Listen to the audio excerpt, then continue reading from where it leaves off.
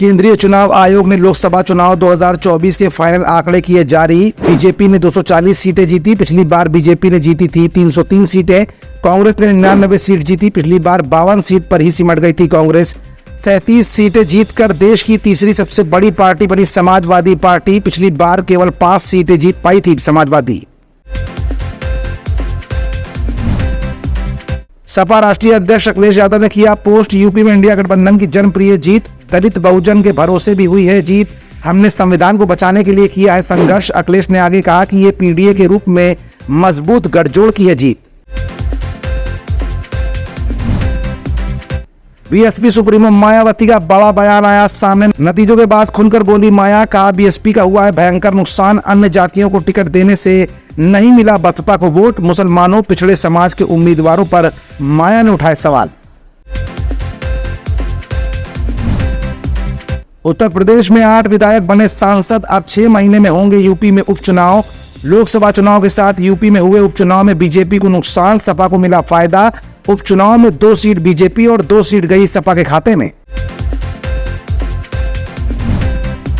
उत्तर प्रदेश में बीजेपी के 9 केंद्रीय मंत्रियों, 3 प्रदेश सरकार के मंत्रियों और 1 मंत्री पुत्र ने चुनाव लड़ा। यूपी में बीजेपी के 10 मंत्री हारे चुनाव। 8 केंद्रीय, 2 प्रदेश सरकार के मंत्री और 1 मंत्री पुत्र भी है शामिल।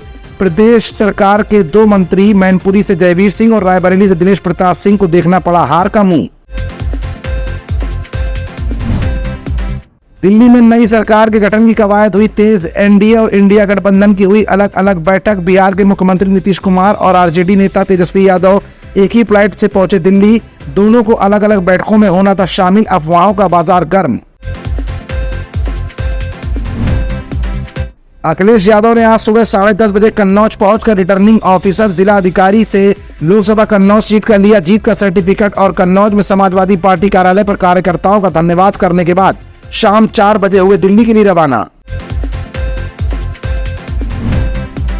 जौनपुर पुलिस को मिली बड़ी कामयाबी। 13 मई को पत्रकार आशुतोष श्रीवास्तव की हत्या में वांछित इनामी बदमाश प्रशांत सिंह उर्फ प्रिंस हुआ पुलिस मुठभेड़ में ढेर।